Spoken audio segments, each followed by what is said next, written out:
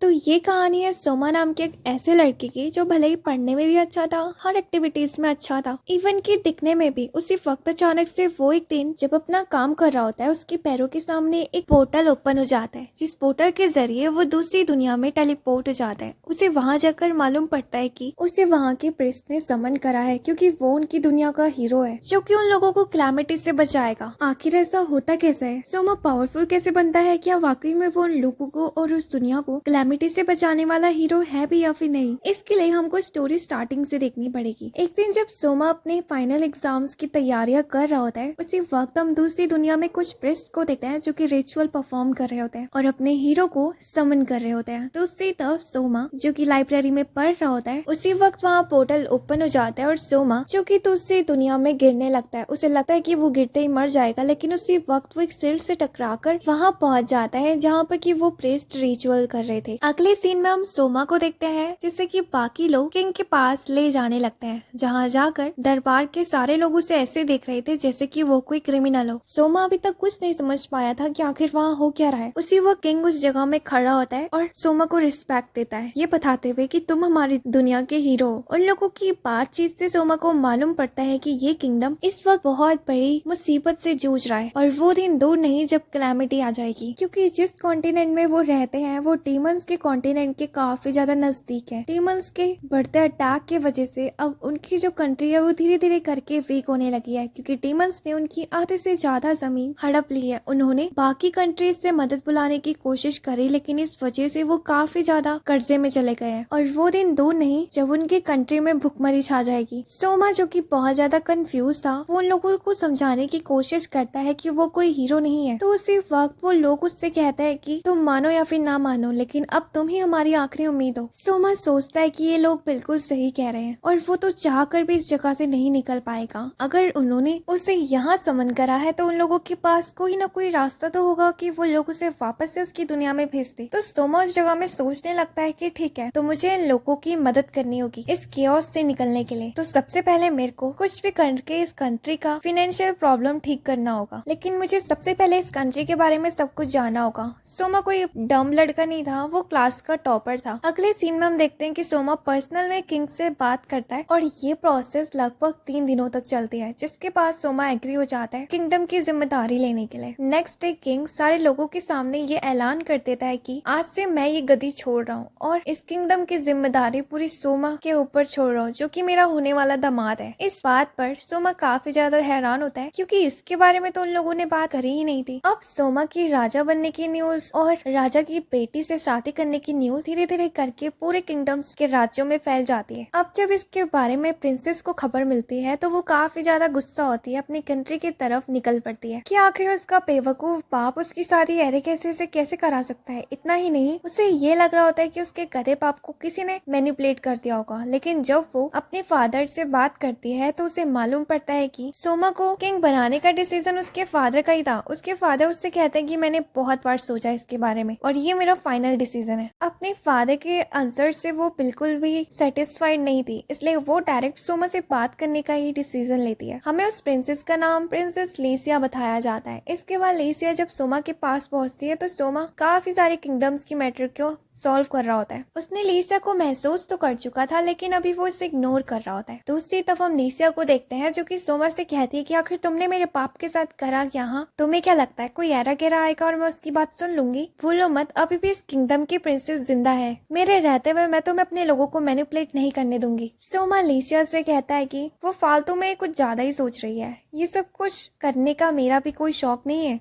तुम्हारे फादर ने मुझे किंग की जिम्मेदारी इसलिए दी क्योंकि मैं तुम्हारे किंगडम को केओस से बचा सकूं। और रही बात तुमसे शादी करने की और तुम्हारा फायदा उठाने की, तो मुझे शौक भी नहीं है। अगर तुम वाकई में मुझसे शादी नहीं करना चाहती हो तो कोई नहीं, हम दोनों इसको बाद में कैंसिल कर देंगे। अब इस बात पर लीजा को काफी ज्यादा बुरा लगता है कि असल में सोमा तो बस उनके किंगडम की मदद करना चाह रहा था। अब इसके बाद लीजिया उससे पूछती है कि आखिर तुम और तुम्हारा क्या प्लान है, तुम कैसे हमारे किंगडम के डेप्थ को चुकाओगे? सोमा जो कि उसे बताता है कि मैंने थोड़े पैसे इकट्ठा कर चुके हैं तुम्हारे किंगडम के कुछ हीरे मोती ज्वेल्स को बेचकर। लीजिया उससे कहती है कि क्या कहा तुमने? वो कोई हीरो मोती नहीं बल्कि हमारे किंगडम का खजाना था और तुमने वाकई में उन प्रीसियस ज्वेल्स को बेच दिया। पर किसको? सोमो उसे कूल डाउन होने के लिए कहता है और इसके बाद बताता है कि मैंने तुम्हारी कंट्री के किसी भी प्रीसियस ट्रेजर को नहीं बेचा, बल्कि उन्हीं ज्वेल्स को बेचा है जिनकी कीमत और जो ज्यादा कीमती नहीं थे। लीशा की जान में जान आती है और उससे पूछती है कि क्या उन लोगों ने तुम्हें पैसे दे दिए? मुझे लगता है कि हमें इन पैसों को मिलिट्री के ऊपर खर्च करना चाहिए, इस चीज से हम किंगडम की सिक्योरिटी को बढ़ाएंगे। सोमा कहता है कि बिल्कुल नहीं, मेरे हिसाब से हमें इन पैसों को एग्रीकल्चर और खाने के ऊपर खर्च करना चाहिए। हमारे किंगडम के ऊपर अटैक जब होगा तब होगा, लेकिन उससे पहले लोग भूखमरी से मर जाएंगे। और क्या फायदा ऐसी कंट्री को मिलिट्री प्रोवाइड कराने का जिस कंट्री के लोग अंदर ही अंदर एक दूसरे से खाने के लिए लड़ रहे होंगे। हर सिटीजन्स की पहली नीड फूड ही होता है। उसकी ऐसी बातों को सुनकर लीशिया को लगता है कि वाकई में सोमा जीनियस है और वो यही उम्मीद करती है कि काश सोमा वाकई में उनके कंट्री को बचा पाएगा। यहाँ सोमा को किंग की पूरी जिम्मेदारी निभाते निभाते इस कंट्री में लगभग 1 महीने से भी ऊपर हो चुका था, जहां उसे इस कंट्री के तौर तरीके मालूम पड़ते हैं। यहाँ के लोग अपनी डेली लाइफ में काम करने के लिए गैजेट्स का इस्तेमाल नहीं बल्कि मैजिक का इस्तेमाल करते हैं। इनके पास टीवी, फ्रिज, गैस कुछ भी नहीं है सिवाय मैजिक के। यहाँ के लोग ट्रांसपोर्टेशन के लिए भी एनिमल्स का इस्तेमाल करते हैं, जिनका साइज हमारी आम दुनिया के एनिमल्स से काफी ज्यादा बड़ा है। सोमा इस चीज से काफी ज्यादा एक्साइटेड होता है और सोचने लगता है कि क्या वाकई में उसके पास भी कोई पावर्स है। अगर वो वाकई में इस कंट्री का हीरो है तो इसी चीज को टेस्ट करने के लिए वो एक रूम में चले जाता है, जहाँ पर एक प्रीस्ट उसे मूर्ति के ऊपर टच करने के लिए कहता है। इससे उसकी पावर के बारे में उसे मालूम पड़ेगा। सोमा जब यही चीज करता है तो थोड़ी देर में उसे मालूम पड़ जाता है कि उसकी रियल पावर्स क्या है। लेकिन अपनी पावर्स के बारे में जानने के बाद सोमा को कुछ समझ में नहीं आता कि आखिर इस पावर का वो किस तरीके से इस्तेमाल कर पाएगा। इसके बाद वो अपना काम करने के लिए वापस चले जाता है। दूसरी तरफ हम लीशिया को देखते हैं, जो कि थोड़ी देर बाद जब उसके ऑफिस में पहुंचती है तो वो देखती है कि कुछ पेन्स खुद ब खुद चल रहे हैं। सोमा उसे बताता है कि क्या तुम भी शौक हो? असल में ये मेरी न्यू पावर्स है जिसके बारे में मुझे हाल ही में मालूम पड़ा है। इस पावर की मदद से मैं किसी भी चीज के ऊपर अपना दिमाग डाल सकता हूँ या फिर उसे कंट्रोल कर सकता हूँ, वो भी जितने चाहे उतने। एनीवेज लीशिया इसके बाद उससे पूछती है कि आखिर वो किस चीज के ऊपर काम कर रहे हैं। तो सोमा उसे बताता है कि हम लोग रिपोर्ट्स तैयार कर रहे हैं अपनी पूरी कंट्री की, और ये चीज देख रहे हैं कि कितना बजट और फंड निकल रहा है, क्या वो फंड इस्तेमाल हो भी रहा है या फिर बीच में गायब हो जा रहा है। इस चीज से हम करप्टेड लोगों को पकड़ सकते हैं और हमारा काफी ज्यादा स्टोलन रेवेन्यू भी बच जाएगा। इस चीज पर लीशिया काफी ज्यादा इम्प्रेस होती है कि सोमा उनकी कितनी ज्यादा मदद कर रहा है उस कंट्री के लिए जिस कंट्री का वो था ही नहीं। कुछ घंटे बाद हम सोमा को देखते हैं, जो कि बहुत देर से काम कर रहा था और अब वो काफी ज्यादा थक चुका था। वो बाकी लोगों को देखता है और लीशिया को, जो कि सबके सब सो चुके थे। सोमा इसके बाद रेस्ट लेने का डिसीजन लेता है। इसके बाद उसकी नजर लीशा के ऊपर जाती है और वो इस जगह में अपनी होने वाली वाइफ को देखने लगता है। वो नोटिस करता है कि लीशा के बाल गोल्डन कलर के हैं और वो जैसे उसके बालों को छूता है लीशा उस जगह में उठ जाती है। उससे अपने नजदीक देखकर लीशा डर जाती है। सोमो उससे बताता है कि असल में वो बस उसे उठाने की कोशिश कर रहा था,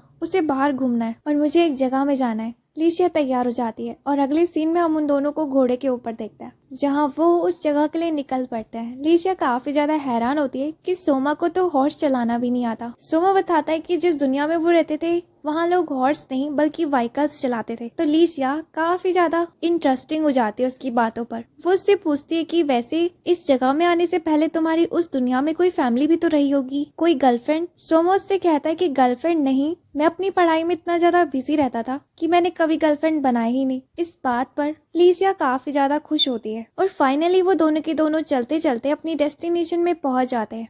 असल में वो जिस जगह में खड़े थे वो उनकी एग्रीकल्चर फार्म था काफी दूर दूर तक, जहाँ का उगता हुआ अनाज पूरी कंट्री में सप्लाई होता है। लेकिन इस वक्त उस पूरे इलाके में सिर्फ और सिर्फ कॉटन की फार्मिंग थी। सोमो उसे बताता है कि इन लोगों ने कॉटन की फार्मिंग करना इसलिए शुरू करा क्योंकि उस वक्त अनाज के दाम काफी ज्यादा कम हो चुके थे और कोई भी अनाज को सही दाम में खरीदने के लिए तैयार ही नहीं था। उस टाइम पे सिर्फ और सिर्फ कॉटन की सप्लाईज होती थी और उस टाइम से लेके अब तक वो लोग सिर्फ और सिर्फ कॉटन की खेती कर रहे हैं। बट ये काफी नहीं है। अगर ऐसे ही चलता रहा तो थोड़े महीनों में पूरी कंट्री के अंदर खाने के लाले पड़ जाएंगे। लीजिया काफी ज्यादा शौक होती है कि सोमा को इतना कुछ मालूम है उसकी कंट्री के बारे में, जबकि उसे खुद कुछ नहीं मालूम। कहीं ना कहीं उसे बुरा भी लगता है अपने ऊपर। तो सोमा उससे कहता है कि तुम्हें बुरा फील करने की जरूरत नहीं है और ना ही मैं तुम्हें नीचा दिखाने की कोशिश कर रहा हूँ। मैं तो तुम्हें समझा रहा हूँ, सिखा रहा हूँ, क्योंकि तुम आने वाले टाइम पर इस कंट्री की होने वाली क्वीन बनने वाली हो और शायद मैं हमेशा इस जगह में ना रहूं। और इसके बाद हम उन दोनों को लंच के लिए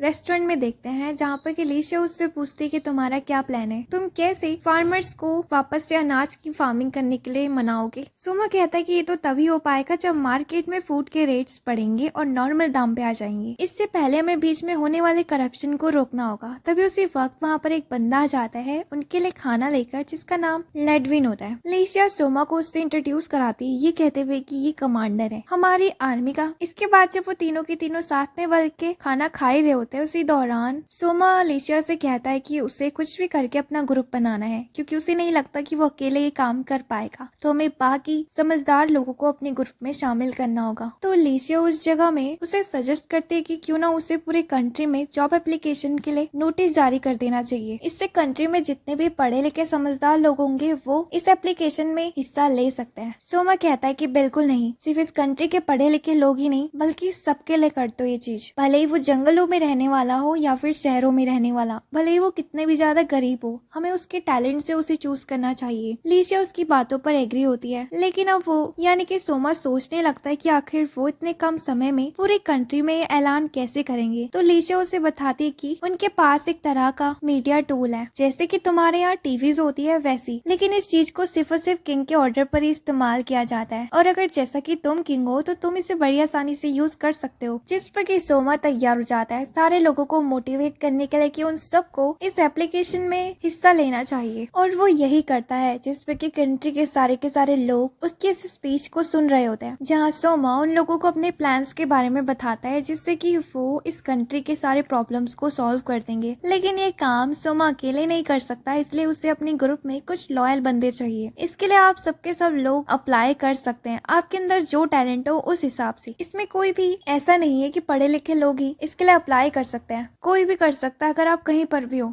और इनके टॉप फाइनलिस्ट को उनके रिवॉर्ड दिए जाएंगे मुंह मांगे। अब हम अगले दिन का सीन देखते हैं, जहाँ पर कि जब लीशिया सोकर उठती है तब भी वो सिर्फ और सिर्फ सोमा के बारे में सोच रही होती है। कहीं ना कहीं सोमा ने उसके दिल में अपने लिए जगह बना ली थी। वो सोमा के स्किल्स और माइंड से काफी ज्यादा इम्प्रेस थी, और कहीं ना कहीं वो सोमा उसे प्यार कर बैठी थी। उसे ये डिसीजन बिल्कुल भी बुरा नहीं लगता सोमा से शादी करने का। उसी वक्त उसके दरवाजे में कोई आ जाता है, और जब वो गेट खोलती है तो वहाँ पर उसकी मेड होती है, जो कि उससे जल्द तैयार होने के लिए कहती है। अगले सीन में हम सोमा को किंग की गद्दी में बैठा हुआ देखते हैं, जहाँ पर कि पूरा का पूरा दरबार लगा हुआ था, और दूसरी तरफ टॉप फाइनलिस्ट बंदे भी चूज कर लिए गए थे। वो सब के सब बंदे उस जगह में सोमा के सामने ही झुक जाते हैं, लेकिन सिर्फ एक लड़की को छोड़कर, जिसका नाम आयशा होता है, ये कहते हुए कि मैं किसी के सामने नहीं झुकती। उसकी ऐसी बातों पर लेडविन को काफी ज्यादा गुस्सा आती है कि उसके लिए अपने किंग के लिए भी कोई भी ज्यादा रिस्पेक्ट नहीं है, बट सोमा उसे रोक देता है, और इसके बाद वो बाकी कंटेस्टेंट को भी खड़े होने के लिए कहता है। हम देखते हैं कि इस शो को पूरी कंट्री के लोग देख रहे थे। यहाँ दूसरी तरफ सोमा उन सबको एक एक करके अपने टैलेंट के बारे में दिखाने के लिए कहता है, जहाँ सबसे पहले बारी उसी लड़की यानी कि आयशा की थी। सबसे पहले आयशा अपने बारे में उन लोगों को बताती है कि वो जंगलों में रहती है और वहाँ की एक छोटी ट्राइब से बिलोंग करती है। अब जैसा कि जो लोग जंगलों में रहते हैं वो कंट्री के किंग के रूल्स को फॉलो नहीं करते, उनकी अलग ही दुनिया होती है। दूसरी तरफ हमें आयशा के टैलेंट के बारे में भी बताया जाता है कि वो एक ग्रेट फाइटर है, और पूरी कंट्री में उसके जैसा बड़ा वॉरियर है ही नहीं। उसकी ऐसे स्किल्स पर सोमा काफी ज्यादा इम्प्रेस होता है, और इसके बाद आयशा से पूछता है कि तुम अपना रिवॉर्ड मांग सकती हो। आयशा उससे कहती है कि उसे कुछ पैसे नहीं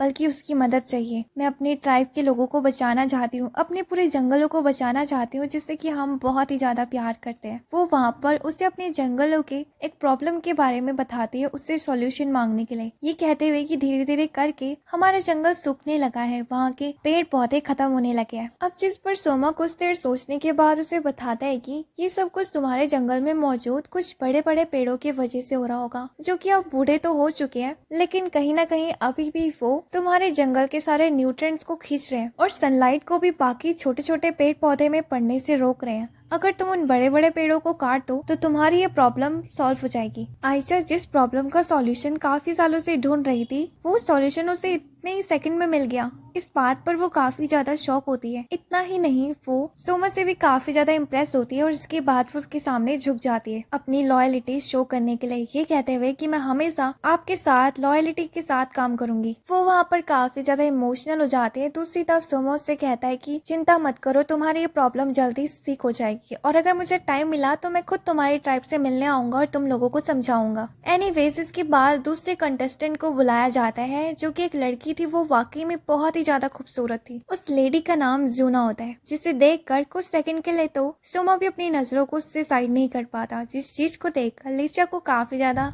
जेलसी फील होती है। अब जूना की खास बात वहाँ पर बताई जाती है कि वो सिर्फ और सिर्फ खूबसूरत ही नहीं बल्कि वो पूरी कंट्री में बहुत ही ज्यादा फेमस है अपनी सिंगिंग स्किल्स को लेकर, क्योंकि कहीं ना कहीं माना जाता है कि जो जूनिया के एंसेस्टर्स थे वो मरमेड्स थे। इस बात को सुनकर सोमा काफी ज्यादा हैरान होता है और इंटरेस्टिंग भी। वो जूना को उस जगह में उसकी स्किल्स शो करने के लिए कहता है। हम यहाँ देखते हैं कि सबके सब लोग जितने भी बाहर मौजूद थे वो भी बहुत ज्यादा एक्साइटेड थे जूना के ऐसे टैलेंट को देखने के लिए, लेकिन जूना उस जगह में उन लोगों को बताती कि वो सिर्फ और सिर्फ ढिंचैक पूजा के गाने गाती है, जिस चीज पर थोड़ी देर के लिए वो पूरा का पूरा दरबार शांत हो जाता है। यहाँ दूसरी तरफ सोमा जो कि अपना फोन बाहर निकालकर यूट्यूब में ढिंचैक पूजा का गाना सर्च करता है और बाद में उसे अपने एक ईयरबड देता है सुनने के लिए। कुछ देर उस गाने को सुनने के बाद जूना को भी उस गाने में वाइब्स महसूस होने लगती है और वो थोड़ी देर में पूरे गाने को याद करके गाने लगती है, जिस पर कि जितने भी लोग होते हैं वो काफी ज्यादा इम्प्रेस होते हैं, साथ ही साथ सोमा भी। अब तीसरे कंटेस्टेंट को बुलाया जाता है जो कि मोटा सा बंदा था और उसका नाम पोंचो होता है। वो बंदा उस जगह में काफी ज्यादा नर्वस था, इवन कि वो नीचे भी गिर जाता है, लेकिन इसके बाद उसकी स्किल के बारे में बताया जाता है कि वो एक बार में काफी सारा खाना खा सकता है और इतना ही नहीं उसे पूरी दुनिया की करोड़ों डिशेस के बारे में मालूम है और यही इस बंदे का टैलेंट है। जिस बात को सुनकर सोमा उस जगह में काफी ज्यादा खुश होता है कि अब वो भले ही अपनी दुनिया से दूर है लेकिन वो यहाँ पर भी पिज्जा बर्गर खा सकता है और वो पोंचो के उस टैलेंट पर उसे कॉन्ग्रेचुलेट करता है, उसकी तारीफ भी करता है, जिस चीज पर पोंचो काफी ज्यादा खुश होता है क्योंकि जिंदगी में पहली बार किसी बंदे ने उसके टैलेंट की कद्र करी थी। इतना ही नहीं बल्कि सोमा उसे रॉयल शेफ का पोजीशन भी दे देता है। इसके बाद वो अपने चौथे कंटेस्टेंट को बुलाते हैं जिसका नाम हाकुया था। वो काफी ज्यादा शांत लड़का था और उससे जो सवाल किए जा रहे थे बस वो उन्हीं का जवाब दे रहा था। उसके लुक्स और उसकी जैसी आंखें कंट्री में किसी भी आदमी के पास नहीं है। इतना ही नहीं उसका IQ लेवल काफी ज्यादा तेज है जो कि उसे मिलिट्री और स्ट्रेटेजीज बनाने में हेल्प करता है। उसका ऐसा दिमाग देखकर सोमा उसे लाइब्रेरी का और डॉक्यूमेंट्स का काम संभालने के लिए कहता है, लेकिन हाकुया उस जॉब को साफ इनकार कर देता है, ये कहते हुए कि उसे मिलिट्री का एडवाइजर बनना है। तो जिस चीज पर सोमा काफी ज्यादा हैरान होता है और वो हाकुया से पूछता है कि आखिर तुम्हें ऐसा क्यों लगता है कि तुम मिलिट्री का एडवाइजर बनने के लायक हो। वो बंदा उस जगह में काफी अच्छा आंसर देता है, ये कहते हुए कि मैं आपके मिलिट्री को अच्छे से लीड कर सकता हूँ और मेरी स्ट्रेटेजीज और मेरा IQ आपके मिलिट्री के लिए काफी ज्यादा प्लस साइन रहेगा। हाकुया की बोलने के तरीका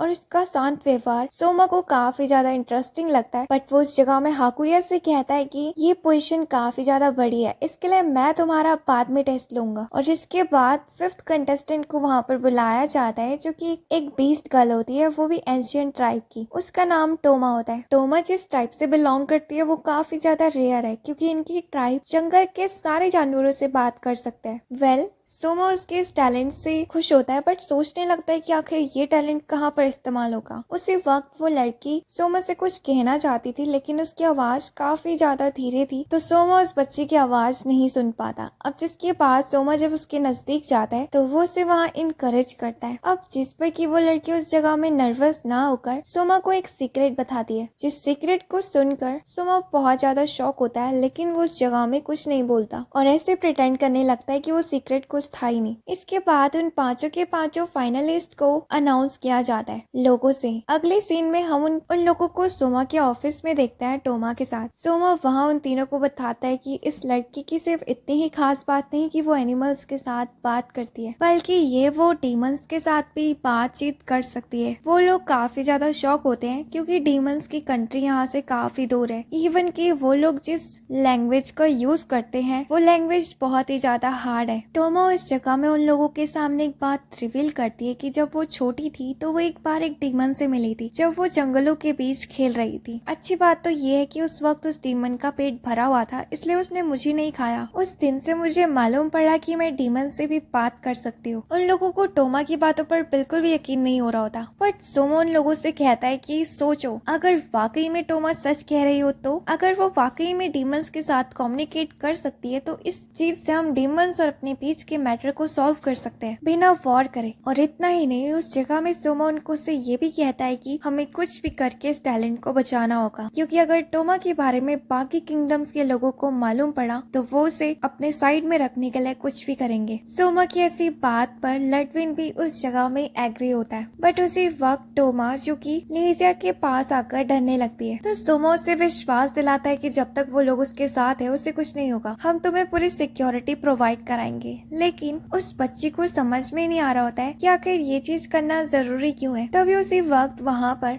मार्क कहता है कि तुम्हें नहीं लगता तुम कुछ ज्यादा जल्दबाजी कर रहे हो? अगर बाहर के लोगों को ये बात मालूम पड़ी कि तुम ऐसी ही किसी लड़की को महल में रहने दे रहे हो और वो भी इतनी सारी सिक्योरिटी प्रोवाइड करा के, तो ये मुद्दा पक्का सस्पिशियस बन जाएगा। मेरे पास इससे भी अच्छा प्लान है, क्यों ना तुम और लीशिया आपस में शादी कर लो और टोमा को अडॉप्ट कर लेना, तब कोई भी बड़ा मैटर नहीं होगा क्योंकि वो रॉयल फैमिली की बंदी बन जाएगी। सोमा तो उस जगह में एग्री था, लेकिन अभी भी लीशिया कहीं ना कहीं अपनी फीलिंग्स जताने के लिए तैयार नहीं थी, तो इसलिए वो साफ मना कर देती है। तो जिस पर सोमा उन्हें एक आइडिया देता है कि क्यों ना लीशिया के पेरेंट्स यानी कि किंग और उनकी वाइफ टोमा को अडॉप्ट कर ले। तो लीशिया को ये आइडिया काफी ज्यादा अच्छा लगता है, क्योंकि वो बचपन से ही अपनी एक छोटी बहन चाहती थी। इसके बाद वो टोमा के पास जाकर उसे हग करने लगती है, लेकिन टोमा उन लोगों से कहती है कि उसे कोई नई फैमिली नहीं चाहिए, उसके पास ऑलरेडी फैमिली है, यानी कि मेरी माँ और मेरा छोटा भाई, हम लोग जंगल में रहते थे। अब जिस पर सोमा उस जगह में टोमा को प्यार से समझाने की कोशिश करता है कि हमने कब कहा कि तुम अपने फैमिली को भूल जाना, बल्कि अगर तुम्हें यहाँ पर एक रॉयल मेंबरशिप मिल गई तो तुम उन दोनों को यहाँ ले आ सकती हो। अब उनकी बातों पर टोमा एग्री हो जाती है। यहाँ पर सोमा इसके बाद मार्क से कहता है कि टोमा के अडॉप्शन की न्यूज लगभग 1 महीने बाद आनी चाहिए, क्योंकि अगर हम अचानक से करेंगे तो लोगों को शक हो जाएगा। तब तक के लिए वो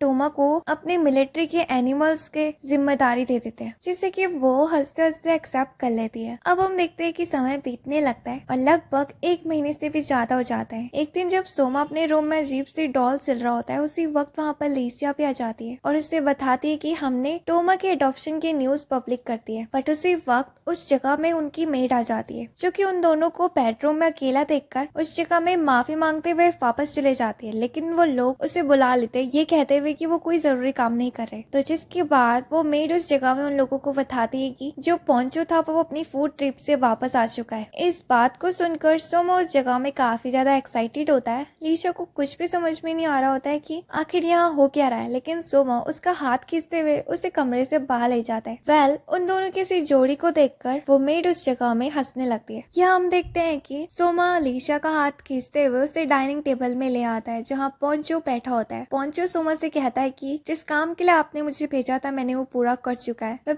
ड्रैगन के ऊपर बैठकर पूरी कंट्री में घूमा और वहाँ की हर तरह की डिशेस को इकट्ठा करके ले आया। उसकी ऐसी बातों पर लीशा को कुछ भी समझ में नहीं आ रहा होता है और वो कहते हैं कि आखिर तुम इन सारे फूड का क्या करोगे, जिस पर सोमा उसे बताता है कि ये एक सरप्राइज है। इसके बाद हम आधे घंटे बाद का सीन देखते हैं, जहाँ पर कि सारे कंट्री के लोगों को लाइव टेलीकास्ट दिखाया जाता है, जहाँ पोंचो और जूना सारे सिटीजन्स के सामने रिवील करते हैं कि आज का ये प्रोग्राम फूड के ऊपर होने वाला है। सोमा उन लोगों को ये भी बताता है कि इन डिशेस के वजह से पूरी कंट्री में फूड की जो शॉर्टेज है वो कम हो जाएगी और उम्मीद है कि आप लोगों को ज्यादा से ज्यादा मील ऑप्शंस भी मिल जाएंगे खाने के लिए, जिससे कि आप कम दाम में भी खरीद कर अफोर्ड कर पाओगे। अब उस शो में हम देखते हैं कि लीशिया और वो बाकी लड़कियां आज के शो में जजेस थी। इसके बाद हम उस जगह में पोंचो को देखते हैं, जो कि अपनी पहली डिश को रिवील करता है। असल में वो एक जिंदा ऑक्टोपस था, जिस चीज को देख कर वो सबके सब उस जगह में हैरान होते हैं कि आखिर एक ऑक्टोपस डिश कैसे हो सकता है। लेकिन जब सोमा उस ऑक्टोपस को काट कर अच्छे से उसे तेल में फ्राई करके उसके ऊपर स्पाइसेस डालकर उनको सर्व करता है, तो वाकई में वो डिश काफी ज्यादा टेस्टी थी, बिल्कुल कबाब की तरह। इसके बाद सेकंड डिश को उस जगह में, जो कि कुछ एक तरह की लकड़ियां थी, जिन्हें की जंगलों में काफी आसानी से लोग ढूंढ सकते हैं और कुछ ट्राइबल लोग इन्हें खाते भी है। वो लड़कियां वहाँ पर काफी ज्यादा एक्साइटेड होती है और इसके बाद हम देखते हैं कि सोमा उन लकड़ियों को चिप्स के टाइप में काटने लगता है और उनके ऊपर पर हल्का सा नमक डालकर उन्हें फ्राई कर देता है। और जब वो लड़कियां उस जगह में उसे टेस्ट करती है तो वाकई में वो चिप्स की तरह फील हो रहा था। पोंचो इसके बाद अगली डिश को रिवील करता है जो कि कुछ टिड्डे थे। अब जिसे देखकर वो लड़कियां उस जगह में डर जाती है, सिवाय टोमा को छोड़कर जो कि बड़ी आसानी से उसे खा जाती है, ये कहते हुए कि उसके गांव में लोग इन्हें खाते हैं। वेल, इस बार की डिश को देखकर तो सोमा भी कहीं ना कहीं शॉक था, लेकिन पोंचो उसे बताता है कि ये जैसी दिखती है वैसी है नहीं, इसमें अगर हम स्पाइसेस ना भी डालें तभी भी इसका टेस्ट काफी ज्यादा अच्छा होता है। अब जब फाइनली सोमा उसे टेस्ट करता है तो उसको उसका टेस्ट अर्थ में मौजूद सोया सॉस की तरह लग रहा था। वेल, अभी भी आज का शो खत्म नहीं हुआ था, बल्कि अभी भी लास्ट डिश बची हुई थी। पोंचो जब लास्ट डिश को रिफिल करता है तो इस बार सबके सब काफी ज्यादा शॉक होते हैं, क्योंकि ये कुछ और नहीं बल्कि स्लाइम क्रिएचर था। स्लाइम जो कि काफी वीकेस्ट क्रिएचर्स होते हैं और इनकी जनसंख्या भी काफी ज्यादा होती है। वेल, वैसे तो इन्हें नॉर्मली हंटर्स जब बिगिनर्स होते हैं वो इनका इस्तेमाल करते हैं ट्रेनिंग के लिए, लेकिन आज से पहले किसी ने भी ये चीज नहीं सोचा था कि इसे खाया भी जा सकता है, सिर्फ पोंचो के अलावा। वेल, वो उस जगह में उस स्लाइम के पहले ही न्यूक्लियस को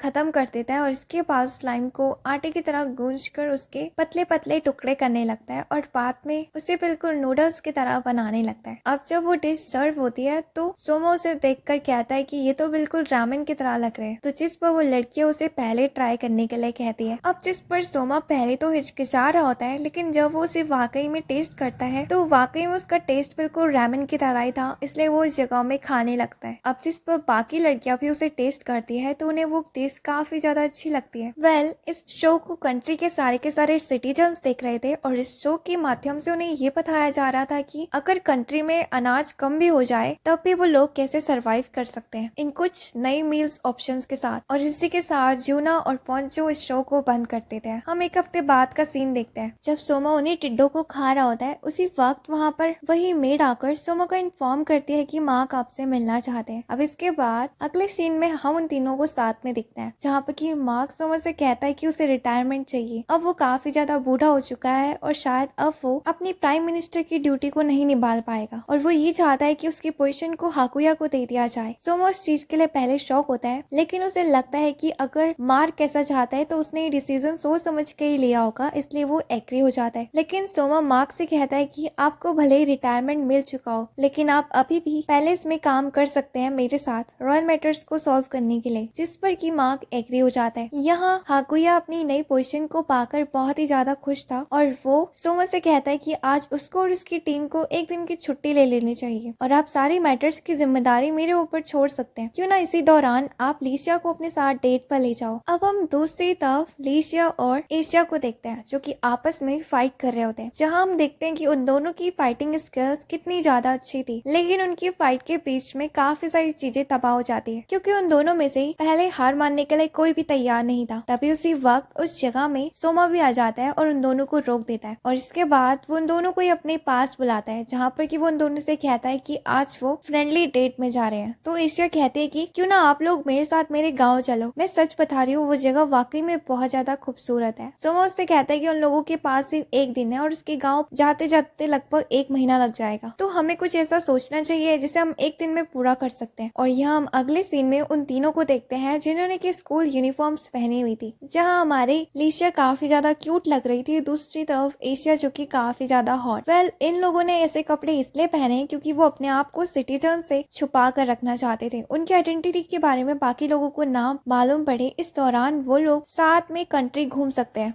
और इसके बाद हम देखते हैं कि वो तीनों के तीनों पूरी सिटी में घूमने लगते हैं अपनी आइडेंटिटी को छुपाते हुए। इसके बाद वो जूना के रेस्टोरेंट में जाते हैं, जहाँ जूना पहले उन्हें नहीं पहचान पाती, तो वहाँ पर सोमा से सीक्रेट कोड में बात करने की कोशिश करता है, तो जूना समझ जाती है। इसके बाद वो उन लोगों को बाकी कस्टमर्स की तरह उनको उनका खाना सर्व करती है, जहाँ बीच में सोमा जूना से काफी प्यार से बात कर रहा होता है, जिसे देखकर लीसिया उससे कहती है कि आखिर तुम जूना को बाकी लड़कियों से ज्यादा अच्छा ट्रीट क्यों करते हो, तो जिस पर सोमा उसे बताता है कि वो है इतनी ज्यादा खूबसूरत। एशिया उससे कहती है कि इसका मतलब तुम जुना को पसंद करते हो, इसलिए तुम हम लोगों को पसंद नहीं करते। सोमा कहता है कि ऐसी कोई बात नहीं है, मैं ना ही जुना को पसंद करता हूँ और ना ही एशिया को। मैं ऑलरेडी लीशिया के साथ इंगेज हो चुका हूँ और मुझे नहीं लगता कि मैं लीशिया को चीट करूँ उस जगह पर, जिस पर वो तीनों की तीनों ही काफी ज्यादा शॉक होते हैं, इवन की लेशिया भी। लेशिया उससे कहती है कि मुझे फर्क नहीं पड़ता, हमारे वर्ल्ड में लड़का एक से ज्यादा बीवियां रख सकता है। अब जिस पर सोमा के मन में लड्डू फूटने लगते हैं और वो उस जगह में अपना हैरम इमेजिन करने लगता है। बट उसी वक्त उसका सपना टूट जाता है जब वो लोग पास में ही बैठे कपल को देखते हैं जो कि आपस में लड़ रहे होते हैं। उनमें से जो लड़की थी वो एक तरह की बीस्ट थी, जिसे देखकर सोमा उससे कहता है कि क्या ये भी वुल्फ है? तो जिस पर लेशिया और एशिया दोनों के दोनों कहते हैं कि बिल्कुल नहीं, वो एक हाइब्रिड फॉक्स है। ऑफ कोर्स तुम उसका कलर देखकर ही बता सकते हो। सोमा इसके बाद उस लड़की के बगल में बैठे हुए लड़के के बारे में पूछता है। लीसिया उसे बताती है कि उसका नाम हेल्बर्ट है और वो मेरे साथ स्कूल में साथ पढ़ता था। वो रॉयल फैमिली से बिलोंग करता है और उसके फादर के रिश्ते मेरे फादर से काफी ज्यादा अच्छे हैं। इतना ही नहीं, हेल्बर्ट स्कूल में हॉर्स राइडर से फेमस था। यहाँ उन दोनों कपल्स की बातचीत से मालूम पड़ता है कि जो लड़का है वो ड्यूक का सपोर्ट कर रहा है और वो लोग अपनी एक टुकड़े आर्मी के साथ मिलकर जल्द ही रेबेलियन करने वाले हैं देश के अंदर। लेकिन इस पर वो फॉक्स गर्ल उसको रोक रही होती है, क्योंकि अगर देश के अंदर रेबेलियन हुआ तो देश कमजोर हो जाएगा अंदर से और इस वजह से बाकी देशों को भी मौका मिल जाएगा हमारे देश के ऊपर अटैक करने के लिए। अब जिस पर वो लड़का कहता है कि वो तो वैसे भी होने ही वाला है, लेकिन तुम जानते हो ना कि उस नए किंग और उसकी पॉलिसीज की वजह से ऑलरेडी भटके हुए। यहाँ उन दोनों कपल्स की बातचीत से मालूम पड़ता है कि जो लड़का है वो ड्यूक का सपोर्ट कर रहा है